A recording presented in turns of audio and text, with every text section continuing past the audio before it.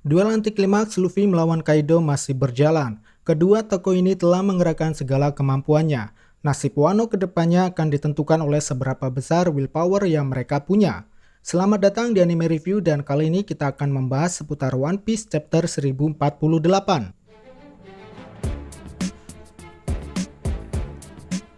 Pertarungan Luffy melawan Kaido masih berlanjut. Kali ini Luffy terus mengkonfrontasi Sang Yonko tanpa kenal lelah. Teknik barunya sudah siap diarahkan pada Kaido. Namun sebelumnya, Luffy meminta agar Momo melakukan sesuatu terhadap Onigashima agar tidak terdampak atas serangan tersebut. Permintaan mendadak Luffy tentunya akan sangat sulit diwujudkan oleh Momo. Tapi mau tidak mau dia harus segera melakukan sesuatu karena jika tidak maka keadaan Onigashima akan semakin memburuk.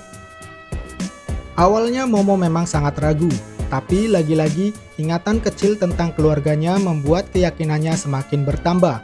Sekarang kita tinggal menantikan saja aksi Momo selanjutnya. Apakah ia berhasil menciptakan awan-awan kecil untuk memindahkan Onigashima atau tidak? Sementara itu, Sang Yonko juga tak mau kalah dari Luffy. Ia lantas memamerkan teknik barunya. Wujud naga Kaido kali ini dilapisi oleh kobaran api, yang mana hal tersebut seakan menjadi jawaban atas semua serangan-serangan membabi buta Luffy saat berada dalam wujud Gear 5-nya. Kita tahu semenjak Luffy memasuki mode Gear 5, tanpa kita sadari Kaido memang sedikit terdesak. Cara Luffy bertarung yang terkesan bermain-main dan sangat bebas, nyatanya berhasil memojokkan seorang Kaido. Meski Sang Yonko berkali-kali mengarahkan serangannya pada Luffy, namun tetap saja dampaknya tak begitu terasa. Jadi apakah dengan wujud naga apinya itu akan mampu memberikan kejutan pada Luffy atau justru sebaliknya malah akan menambah rasa frustasi Kaido itu sendiri?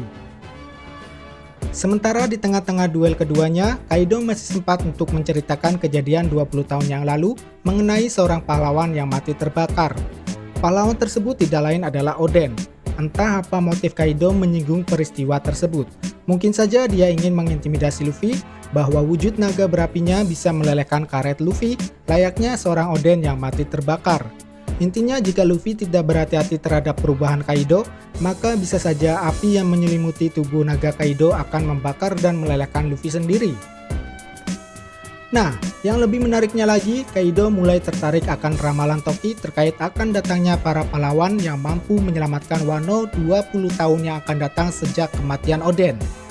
Pernyataan tersebut lantas ditujukan pada Luffy dan kawan-kawannya yang saat ini berjuang melawan Kaido beserta sekutunya.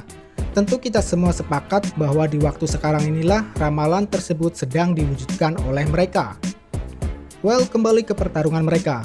Ancaman Kaido terkait wujud naga apinya memang menjadi masalah tersendiri bagi Luffy yang mempunyai tubuh karet. Namun begitu nyatanya tak ada rasa khawatir sedikit pun dalam diri Luffy meski dia sempat merasakan panas akibat teknik yang dilancarkan oleh Kaido. Masa pelatihan Ryo atau Busosoku tingkat tingginya bersama Kakehio menjadi jawaban atas ancaman Kaido. Ya, dengan haki ini maka Luffy akan mampu meninju tanpa harus mengenai lawannya. Dengan begitu, pertarungan keduanya akan lebih menitik beratkan pada energi hakinya masing-masing. Siapa yang mempunyai willpower lebih besar, maka besar kemungkinan dialah yang akan menguasai jalannya duel tersebut. Karena begitulah kira-kira gambaran duel di antara dua pengguna haki.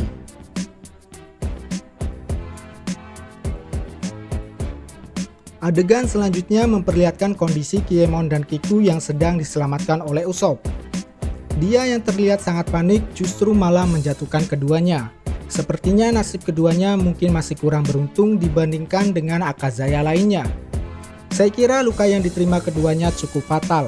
Jika tidak segera mendapatkan pertolongan lebih lanjut, maka dikhawatirkan malah akan memperparah kedua Akazaya tersebut. Nah, berikutnya di beberapa tempat, para samurai masih tetap gigih berjuang dan tentu saja menaruh harapan besar pada Luffy untuk bisa segera menjatuhkan Kaido. Mimpi buruk Wano memang tak akan berakhir jika Sang Yonko masih berkuasa. Kira-kira begitulah pernyataan dari seorang Kawamatsu. Kaido bersama Orochi yang menjadi dalang atas kehancuran negeri Wano telah melukai banyak perasaan para penduduknya. Berawal dari eksekusi Oden hingga sampai memperlakukan kerja paksa pada para penduduknya untuk tunduk terhadap perintah keduanya. Di chapter kali ini kita bisa melihat bagaimana kejamnya Kaido dan Orochi ketika memburu para pengikut keluarga Kozuki. Siapa yang membangkang terhadap perintah Orochi, maka nyawa taruhannya. Anak buah Kaido dan Orochi tanpa ragu menembaki para pengikut klan Kozuki tanpa adanya perlawanan yang berarti. Nah, setelah memastikan garis keturunan Kozuki sudah tiada, keduanya langsung menargetkan para daimyo. Kelima penguasa wilayah-wilayah besar Wano ini dipaksa untuk memilih, tunduk atau berperang. Dengan sangat tegas, kelima daimyo tersebut memilih untuk menolak kekuasaan Orochi sebagai shogun dan melakukan perlawanan balik. Memang sangat ironis melihat pemberontakan mereka. Kelimanya dengan sangat mudah ditaklukkan oleh Kaido seorang diri. Dan dari peristiwa ini, kita diperlihatkan kembali betapa pengecutnya seorang Orochi. Dia sama sekali tidak turun tangan dalam membasmi pengikut klan Kozuki tanpa mau mengotori tangannya. Kaido lah yang justru menjadi eksekutor untuk menghabisi mereka semua. Nah, setelah menundukkan kelima daimyo, Orochi lantas melakukan aksi kejamnya dengan memenjarakan para lelaki kekar dan kuat untuk ia pekerjakan sebagai romusa atau pekerja paksa. Inilah awal di mana pabrik-pabrik senjata berdiri di negeri Wano yang berdampak pada pencemaran lingkungan sehingga menambah besar penderitaan bagi masyarakat Wano dalam memenuhi kebutuhan hidupnya. Kondisi ini selanjutnya dimanfaatkan Orochi untuk membodoh-bodohi sebagian masyarakat yang nantinya terpaksa mengkonsumsi buah semai cacat akibat menderita kelaparan yang berkepanjangan. Selama kurang lebih 20 tahun, Wano mengalami kekacauan di bawah kekuasaan Kaido dan Orochi. Sekarang, tibalah waktu yang telah diramalkan oleh Toki, di mana akan bermunculan para pahlawan yang bisa memulihkan keadaan negeri Wano. Saya kira ini sudah sangat mendekati akhir dari arc Wano, yang mana seringkali ditandai dengan diperlihatkannya kondisi-kondisi buruk sebuah wilayah atau seorang tokoh yang nantinya dijadikan sebagai pengingat oleh Luffy untuk mempertebal kembali kekuatan tekadnya. Karena seperti yang saya singgung di awal, bahwa duel puncak Luffy melawan Kaido akan lebih menitik beratkan pada kekuatan haki yang didasari atas willpower atau kekuatan tekad.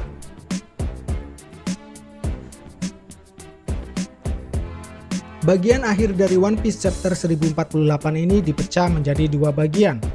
Pertama terkait kemunculan Denjiro yang berhasil menyelamatkan Hiyori dari Orochi, dan kedua adalah masih dengan digantungnya duel pamungkas Luffy melawan Kaido. Nah, masalah terkait dengan Orochi memang sungguh menjengkelkan. Saya kira dia hanya terbantu dengan kekuatan buah iblisnya saja, yaitu Yamata no Orochi, yang mana seakan-akan dikaruniai banyak nyawa.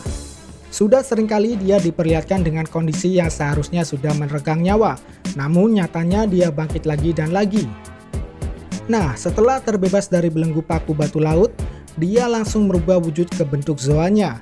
Namun untuk kali ini hanya satu kepala saja yang diperlihatkan. Jadi besar kemungkinan ini adalah nyawa terakhir Orochi.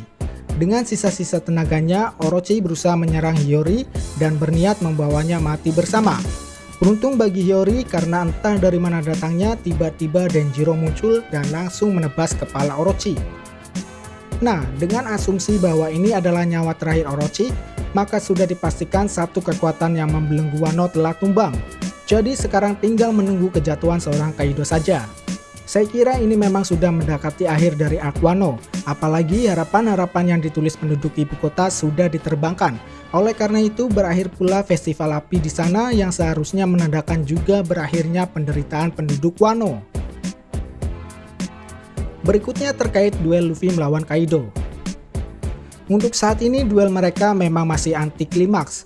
Setelah kita dipaksa harus menunggu lagi dan lagi, saya kira di beberapa chapter berikutnya duel mereka akan memasuki klimaks. Percayalah ini adalah alur yang bagus untuk mengakhiri duel mereka. Meski harus menunggu lama, namun ada beberapa poin menarik yang saling berhubungan. Salah satunya adalah dimunculkannya kembali cerita masa lalu yang nantinya akan mempengaruhi bagaimana cara Luffy bertarung. Seperti yang saya jelaskan sebelumnya, bahwa peristiwa-peristiwa tersebut akan menjadi kunci untuk mempertebal willpower seorang Luffy. Baiklah, saya kira itulah pembahasan singkat untuk chapter kali ini. Seperti biasa, jika ada kesalahan mohon dikoreksi, dan apabila teman-teman ingin menambahkan, silakan tuangkan opininya di kolom komentar. Mari berdiskusi. Cheers!